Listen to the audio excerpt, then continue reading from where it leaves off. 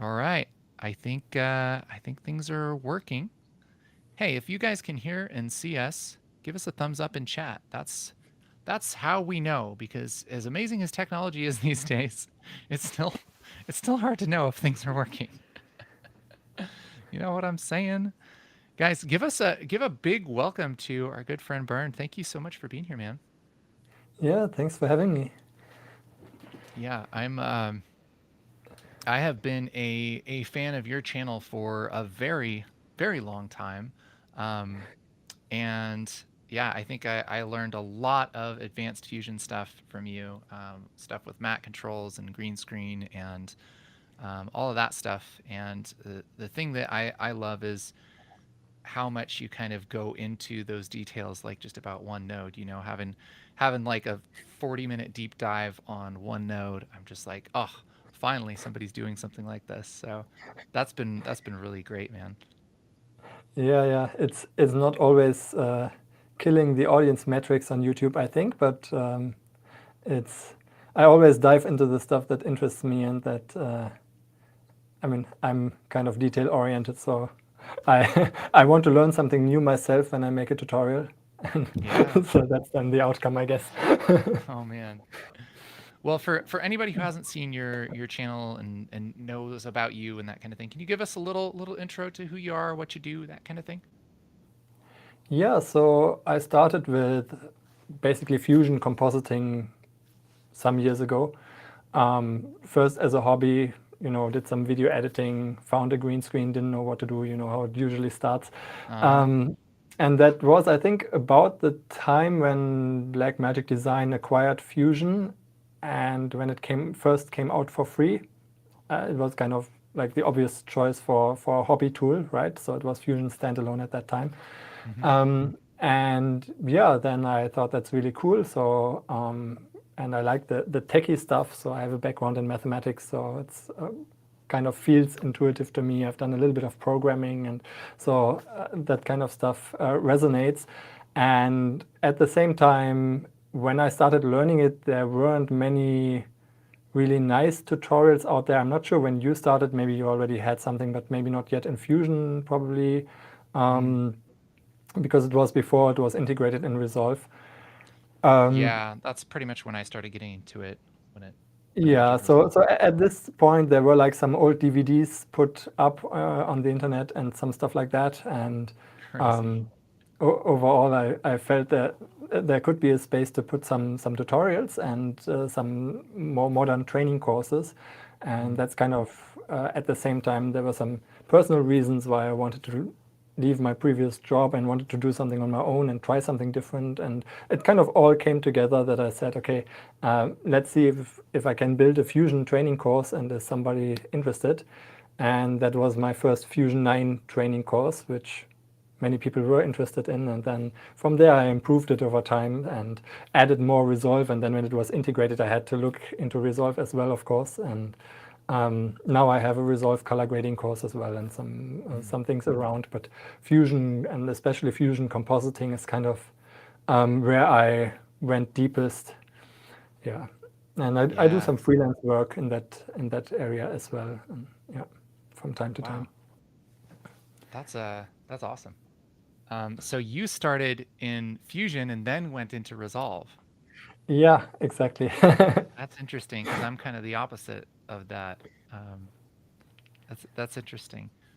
So, when you started with Fusion, like, were you into Nuke or anything like that? No, I'm actually a Fusion native, kind of. Oh, So because I think it was the first software that came out for free. So again, when I started it as a hobby, like before it came serious business, I was just happy that I could do something for free, right? And yeah. I mean, now the others, they have the non-commercial license, like for Nuke, there's a non-commercial license. But then, of course, once you transition, then they charge you triple and tenfold. But yeah, that was definitely a major reason why I started with Fusion and why I thought that Fusion could be interesting to people who don't come from like university level VFX background. Mm. And that's also kind of how I approached the course. I thought, okay, if someone like me wants to go into it and wants to learn compositing and wants to kind of learn it to a level of detail that you would expect when you say take a 1 semester course. Yeah. That's kind of what my ambition was. Say, okay, if you don't have the chance to take the course somewhere, but how would this look like, and how would this look like online? And that's how I approached it. And I looked into all the books for it and whatever I could find. I looked at a lot of Nuke tutorials and Nuke training courses, but initially I installed Nuke, but then I quickly figured out that I could do most of it directly in Fusion, and I think that transfer helped me again to think about it on a different level. So that was a lot of fun, definitely. Yeah. Yeah. That's definitely something I've done too, is dive deep into Nuke tutorials, because yeah, I mean a lot of it transfers over. I mean there's Yeah. very, very similar nodes and similar techniques and stuff. So that's really cool. That's really cool, man. Well, I'm really excited to have you out to ResolveCon.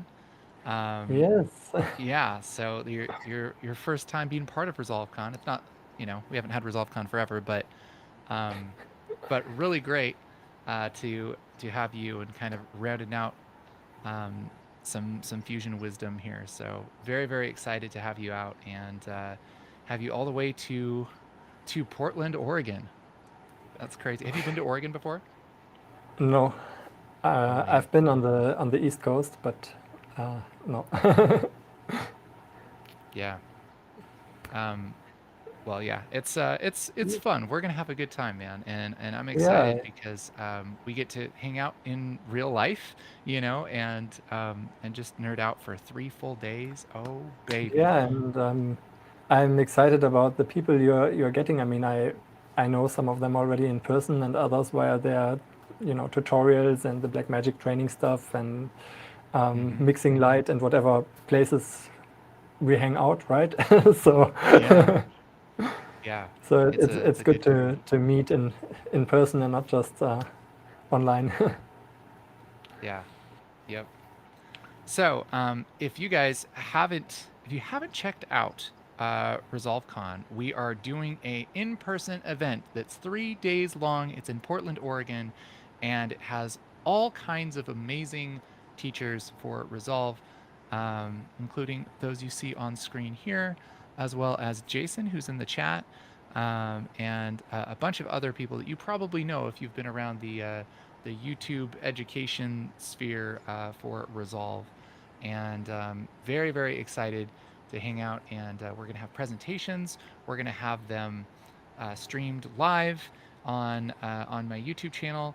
And there's also going to be a lot of in-person exclusive stuff, things like workshops, things like we're doing a little game show, and of course, hanging out, eating ice cream, that kind of thing. And so, if you haven't got tickets, if you haven't considered coming out, I would definitely consider that because it's going to be the best.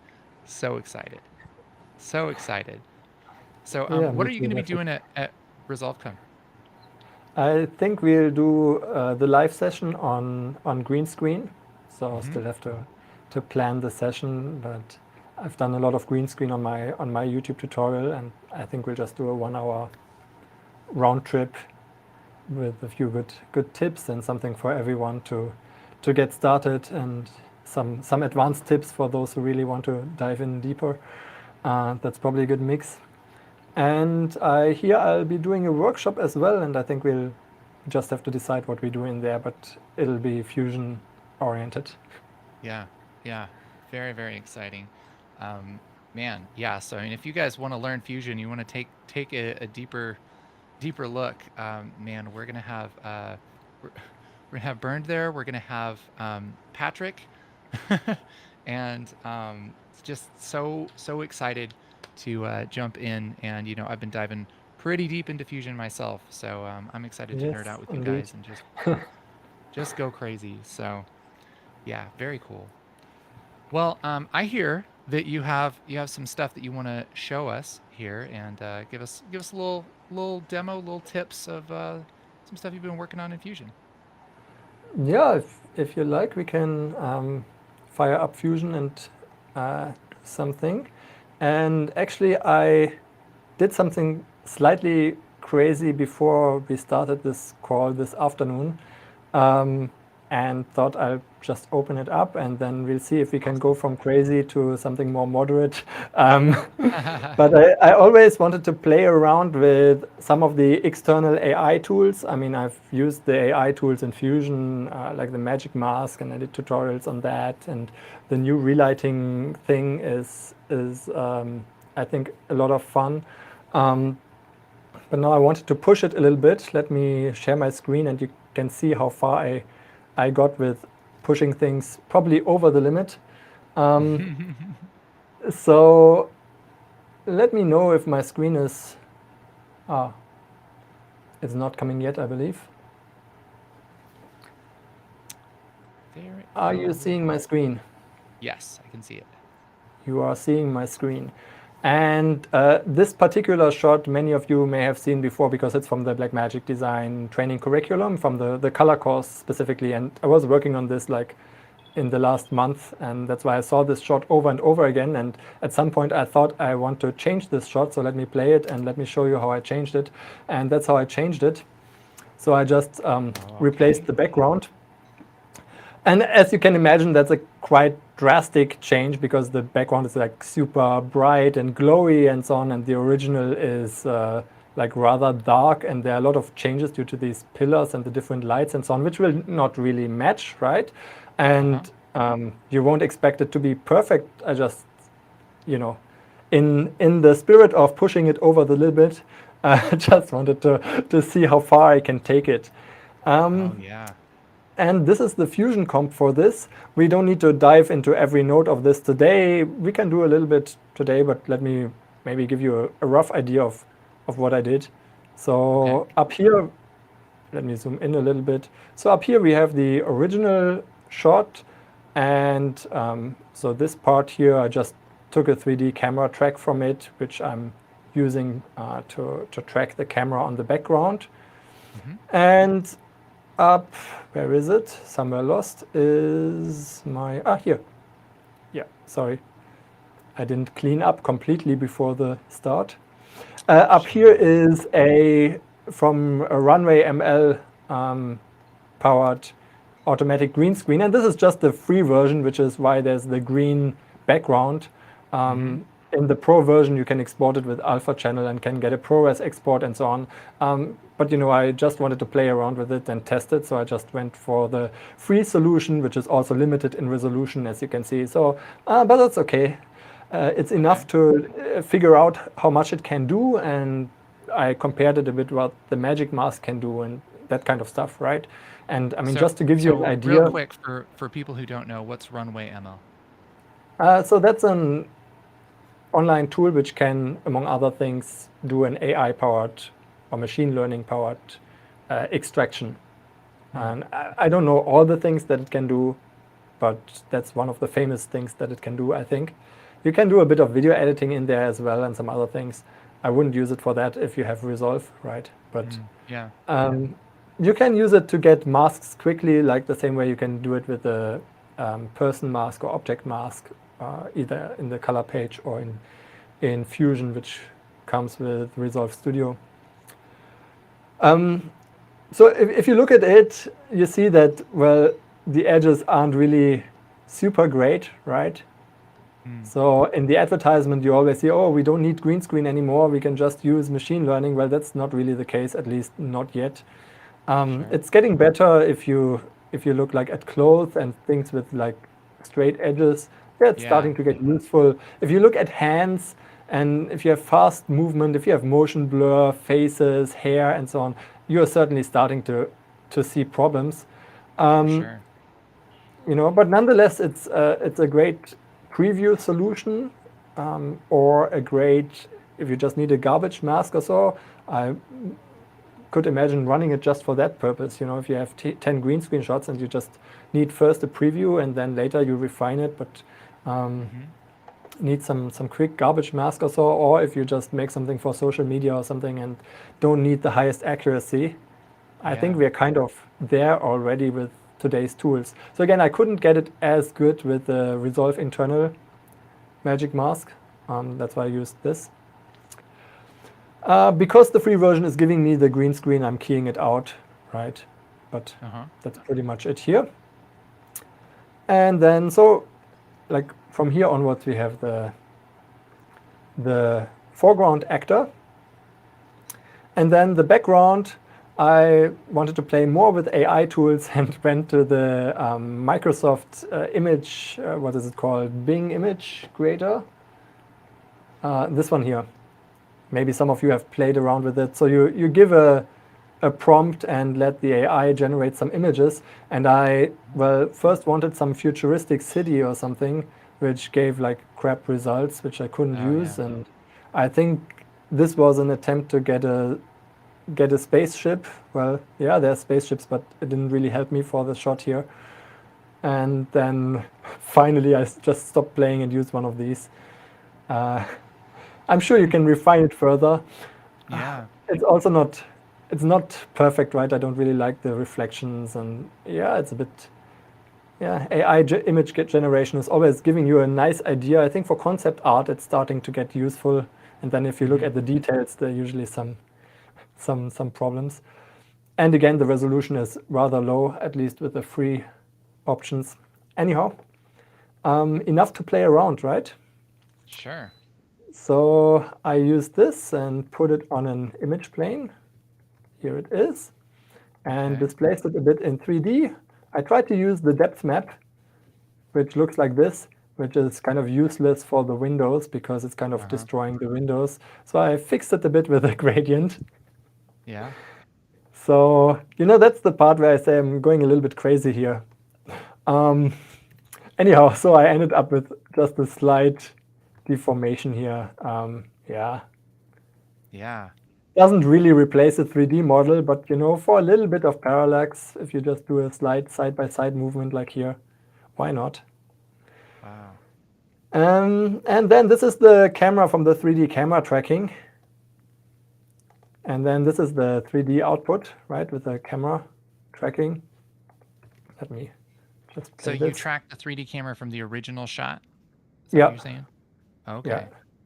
Just to get that side-by-side camera movement. Do you really need that? I mean, you could probably, do it manually because I'm not placing anything in the original shot. I don't really need to be 100% accurate. But, just because I can, I just gave it a try. It doesn't need to be pixel perfect accurate track in this case.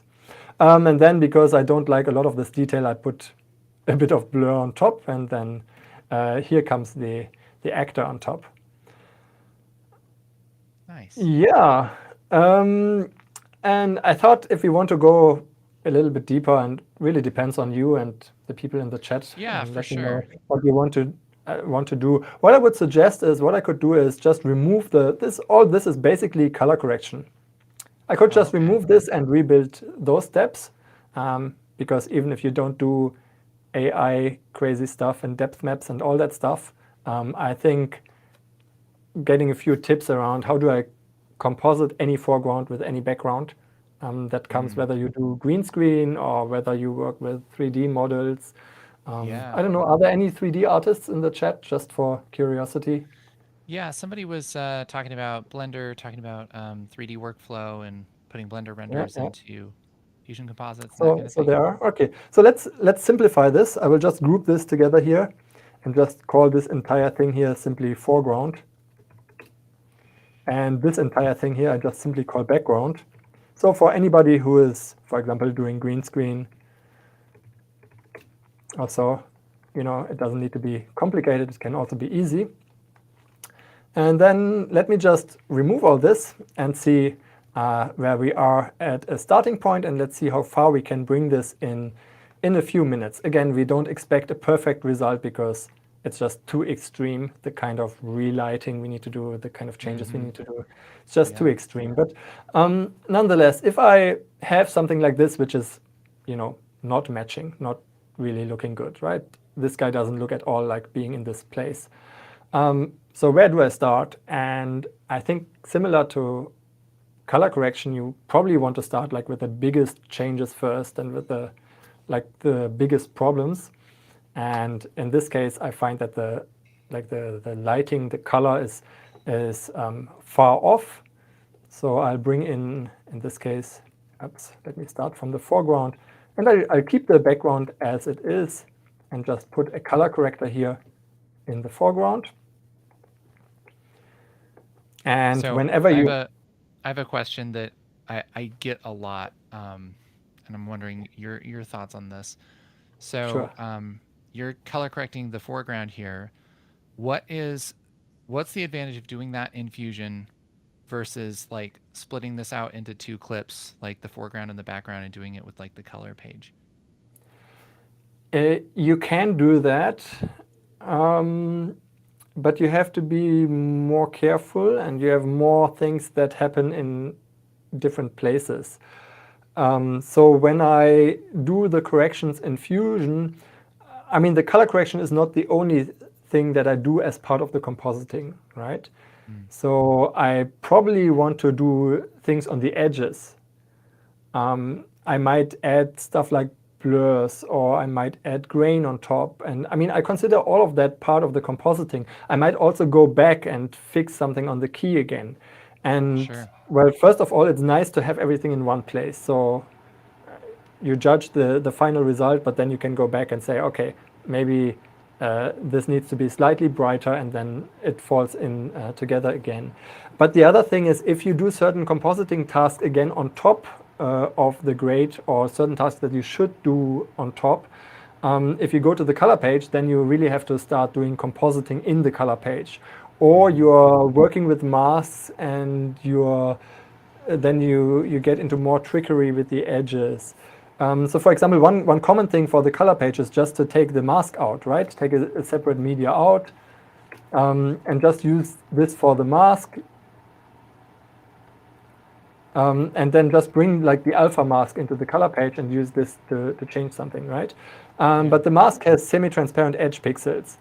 And your final composite on these edge pixels has mixture of foreground and background. If I change it here, I'm sure I'm only changing the foreground. I'm not changing mixed pixels. Yeah. If I later build something, for example, a light wrap. If I build a light wrap goes on top, right? It's blending background image kind of around the foreground. So for that, I need again background and foreground, and I need it separate, and I would want to have my foreground correction before I do that blending, which I can't really do if I bring it over to the color page, unless I do really compositing in the color page, which you can also do to some degree. Yeah. Yeah. But I mean, if you're going to be compositing, you might as well just do it in your compositor, you know? Yeah. Yeah. So exactly. Great And points. there isn't much that you can do in the color page that you can't do in Fusion in terms of color correction tools. I mean, there's a lot workflow-wise, like if you want to match clips and, move your stills around and build your overall grade and up on groups and all that kind of stuff, right? There's lots of beautiful stuff which makes grading faster, and which makes organizing your scenes and moving stuff around and using grading panels and that kind of stuff. That's really great. But in terms of what you can actually change, what can you change with the curves tool? What can you change with the color corrector? Yeah. There isn't really anything that I'm missing. Sure. Now, if there's a colorist in the chat who says, this I can't do in Fusion, then let me know. I'll take the challenge. That's awesome. Okay, so so you're color correcting the foreground here. I'm color correcting the foreground, and let's bring in a waveform monitor, view waveform or histogram or whatever you like, just to see a little bit where things lie. You can also eyeball it, of course, or you can use these overlay views here, which you can also change. For example, you can use a histogram as well, or you can also use the color inspector and then hover over pixels and start to read out shadow values and compare them between the foreground and the background. So I think having some analytical tool to help you, especially if you're not like super experienced and look at it right away, sometimes it's nice. So in this case, if I bring this one here into the waveform monitor, which is just the foreground, right? I see this one is pretty hard at 0, and then the brightness is going like half the way. And if I do the same here on the merge node, then I see that the shadows here, like the shadows on these edges and here in these areas, all those shadows, they seem to lie a bit higher in the waveform. And the highlights, the white is pretty much clipping at white. And we do have white here as well. We have the shirt, right? So that can give me some indication of what to do. So in this case, I might try to bring the lift up a little bit. And you see everything is kind of moving. That's because, do you know? Because I'm working on an image with alpha channel and I haven't enabled our famous predivide post multiply. There we go. Right, so otherwise we are changing pixels even on the transparent area, and lift just means bring everything up, including where we have 0, and then it bleeds in again. So this way we are fixing that. And now let's check. Now let's bring the contrast back. Let's bring the gain up pretty significantly probably. And I might even choose to clip a little bit given how bright the entire thing is. Maybe that's too extreme. And a bit too much probably. Let me bring the gamma a bit down to have a bit more contrast. But overall we don't have a lot of contrast in the background. So I guess it's getting closer, right? Let's check before, after. Yeah. It feels like it fits on there a little better. Yeah. Then the next thing, I mean, besides, let me turn this off again. Sorry. Besides some overall correction, I think the next thing I would think about is the direction of light. Hopefully, I mean, if you do green screen and so on, you should put some effort and try to shoot it the right way, because like relighting is still difficult. I mean, we have the relighting tools and so on, but it's quite some effort, and it can get quite tricky if the light source is just coming from the wrong direction, which partially is here the case. And in addition, the light is flickering, so I don't think I'm going to fix that now. I think we'll just accept this. But overall, it's pretty bright from both sides, and we see that there's like bright light falling on the face, but over here we have more shadow. And I think from these lights, I would expect more light like in this area. So I think that's a good opportunity to test the relight ResolveFX that we have now. And I haven't really used it much. Have you used it already? Yeah, I've used it quite a bit. There are some things it does really well, and there are some things that, you know, it's just, it still doesn't quite fix, because there's just problems that are really hard sometimes, you know. Yeah, of course. Yeah. So this is what it's doing on my original image, right? And you have here some different options. Again, I haven't had so much need to play with it yet, but you see that here, like if you look at the shoulders and the head and you just reposition this light source, see that it does kind of work, right? It's not bad. I mean, it's certainly not perfect if you start to look like under arms and everywhere, but you know, you're kind of getting the idea of placing a light source behind. And then, not sure how you used in the past. I just used the alpha channel directly and use it as a mask for a color corrector. I think you can also disable this and start to use this RGB image here in some way.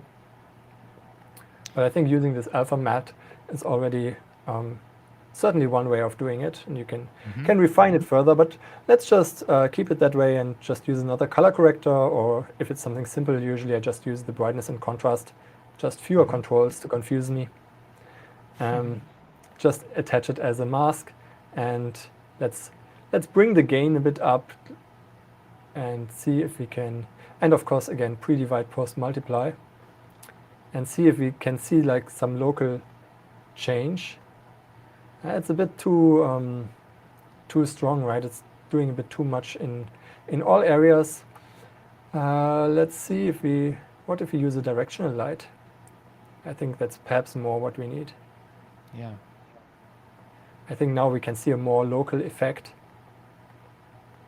It's still lighting it up, but the face is not impacted that much anymore here.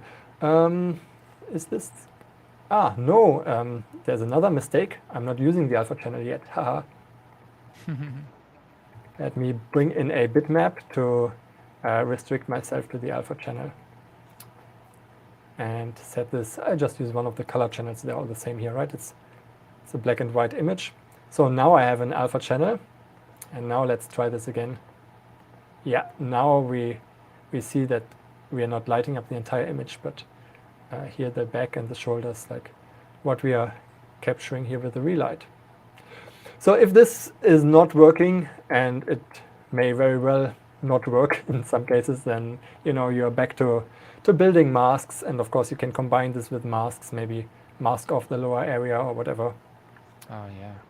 And yeah, worst case, you start rotoscoping and tracking and so on.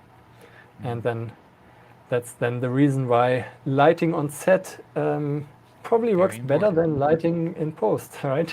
Yeah. Yes. Yeah, if anybody's tempted to just not light stuff because we have relight, I would advise against that. Yeah, I mean, usually doing it correct the first time around is usually better than fixing it in the second pass, right? No matter what it is. And it's going to take less time to throw a light up than to fix, 50 shots in your movie in post, Boy. Yeah, certainly. I think if you look at these advertisement videos from the new AI tools and from the relight tools and so on, it's really easy to think that it's the other way around, because it always looks so easy. Just one click and suddenly everything is fixed. But only if you use the demo shot, and once you use another shot, that's usually no longer the case. The demo shot that's likely been prepared and is ready for this exact purpose. Yeah. Shall we do maybe one last thing? Yeah, let's do like one bit more. Let's try something on the edges. I mean, edges are obviously always hard because, well, first of all, depending on the key, your edge quality might be not so great. So here it's kind of okay. Here it's getting okay. So I think I cut into the edge a bit. But let's try to hide this a little bit, but also let's see if we can get the integration on the edge better. So it's very often that edges are either too dark or too bright, or somehow the quality of the edge doesn't really fit the overall scene. And a nice thing to do is to make yourself a mask for the edge. I mean, there are tools like the keying tools immediately have some controls over the edge, right? I mean, if you take a matte control, for example, or you have the same in the delta keyer, for example, you have some controls which here the fringe gamma, which is basically the edge, right? Which goes onto the semi-transparent areas, and you have a bit of color correction, some basic stuff that you can do right away. But once you work a bit more and want to do something more sophisticated, it's always nice to have your own matte, so that you can use whatever tool you want to use and whatever compositing technique you want to use. So let's do that. And let's look at the alpha channel alone. And let me kill this one. And a simple technique to take this and just get an edge mask is to blur it and then subtract it. I think that's a pretty standard technique. Let me bring in a matte control, which you can always use to combine masks in different ways, and a simple blur tool, just for illustration. You can also blur inside matte control tools, but let's do it step by step. Lots of different ways to achieve the same thing. So here I really only care about the alpha channel. And let me just blur the alpha channel. So you see, if I blur it, it gets wider, but it also kind of blurs towards inside, right? Yeah. You can easily see that. So if I take this mask, I have like a softness towards outside and softness towards inside. And in the middle, it's pure white. So if I can take this and subtract this mask, then I should get only the blurry part. So let me use the matte control for this, combine alpha channel, and set this to subtract. And yes, you can use a channel boolean I think even with a merge node, maybe that gets tricky. Yeah, but more than one way to do it. And you see, that's what I got. So I Yeah. got edge mask, which is kind of most intense towards the edge and then gets softened to the other side. And by the way, fun fact, if you change foreground and background, you can get a halo. So Oh, if you yeah. ever need, if you need spiritual aura around your main character, whatever. Yeah. Okay, let's not do that. Let's stick to the more common inward pointing edge control. And if you like, you can, ramp it up a little bit because the mask will be like around 50% in the middle, so you can Sure. bring it up a bit to make it a bit more intense. And we have a wonderful control here to decide how far our mask should go, right? Yeah. Which is like really visual and really nice. So sometimes using that stuff inside other tools is less visual and less intuitive than building it yourself like this, where you can Yeah. look at it. Yeah. Let's use that and bring in one more color correction. Or let's do the following. If I look again at the final image, I see like these really strong, white, glowing, overblown windows, right? Mm-hmm. And if I have such an effect, I might think of something like a light wrap or like that they're bleeding into the image. I could create a light wrap, but I probably want like white light to glow in and not these window sharp edges, right? I don't want them Mm-hmm. on top of my actor. I just want some white light bleeding in. So let's simulate white light bleeding in by just merging white light in. Yeah, so I'll just take a background and set it to white.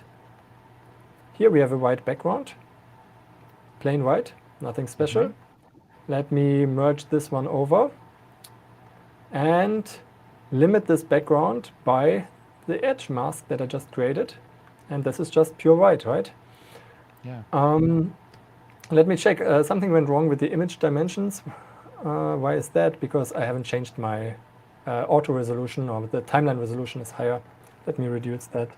720 to 1280, which is my free AI powered resolution. Mm-hmm. So now it should be matching, and this is what I get. Obviously that's too much, so I can either make the white gray, or I can blend it, or I can work on my mask, whatever I want. But I can reduce the blend, and obviously I should look at the final result while doing that. Yeah. So I can Yeah. go to my merge node again and decide how much I want, and decide via the blur here how far I want it, right? Yeah. So let's do something slightly extreme and then reduce it in the blend or so. Maybe still exaggerated, but Yeah. good to get the point, I hope. Okay. Yeah. That's great. I love that kind of edge wrap technique of just blurring that alpha matte and then subtracting that from our original matte, and that gives you that Yeah. blurry inside. You have a lot of control over that, and yeah, and you can combine that with other techniques and everything to And make it maybe it pretty illustrates cool. again why I'm doing it in Fusion and not in the color page, because Sure. if you think about it, this color correction has purely to do with the foreground, whereas this Mm-hmm. merge has to do more with the background, right? Yeah. So I'm doing this in between. I'm not doing it at the end, which would happen if I push it to the color page. For sure. Yeah. Yeah. In a lot of ways, that'd be a lot more work. Or you still have to do a bunch of stuff in Fusion to like bring out a matte to even do that in the color page. And Yeah, and so, then you yeah. click back and forth and so on, and yeah. Yeah. Why? Okay, so shall we see what's the overall impact? Let me turn off the viewer controls. So that's the entire color correction impact in this Oh, case. yeah. It's a lot better. Again, perhaps exaggerated. And if I look at it, I feel that this white bleeding in makes no sense down here, right? So we want Mm-hmm. it here from the windows, but probably not here. So let's fix it. Since we have our own edge mask here, I can very easily mask it off, right? Just use a rectangle here. Or I can bring it in into the flow. Oops, doesn't want to go inside the flow. Because we have an RGB output. Okay, let me use the, what should I use? Garbage mat? That works. Okay, so now I have a rectangle. Let me turn on my controls again, and I can remove stuff, right? And let's just do something like this, to kill off some part of the mask, and do that with a soft edge. Yeah. And now I have, with one rectangle, I've customized my edge mask. And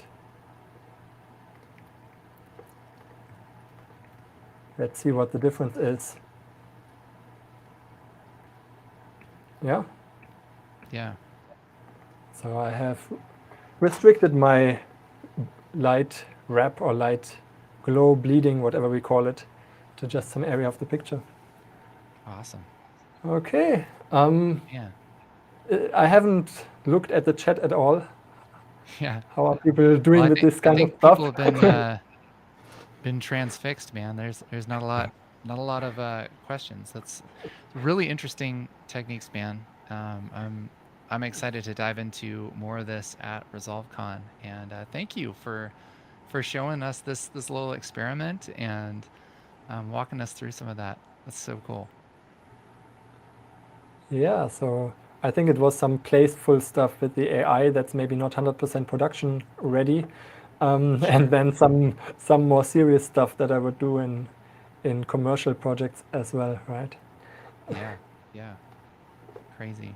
Well, yeah, thank you so much. Guys, we are so excited for ResolveCon, and so excited to have you out, man, and really, really appreciate you taking your time and sharing with us.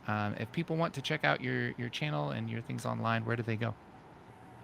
Yeah, so I have most of the stuff on my site, vfxstudy.com. Let me just type it in the chat. Cool. Yeah, YouTube channel as well. So my YouTube tutorials, you also find them on the site, but if you want to check, also VFX Study, yeah, same name, same handle, you can find me there. I'm on Mixing Light with like one tutorial per month since a few months, so you can find me there as well for those who are more on the color side and hanging out there. Yeah, for sure. Oh, well, this has been wonderful, and thank you for hanging out with us, guys. Make sure to go and check out Bernd and help. And yeah, if you want to jump into Fusion, man, it's a great resource, and so excited to have him here for ResolveCon. If you haven't got your tickets to ResolveCon, if you're not coming out in Portland, I really think you should. I really do. But even if you can't make it, we're going to be doing some live streaming, very exciting as well. So, hey, thank you so much for watching, everybody. Thank you for being here. And yeah, we'll catch you next time. Yeah, thanks everyone, and happy to see you soon on ResolveCon. Bye. Bye.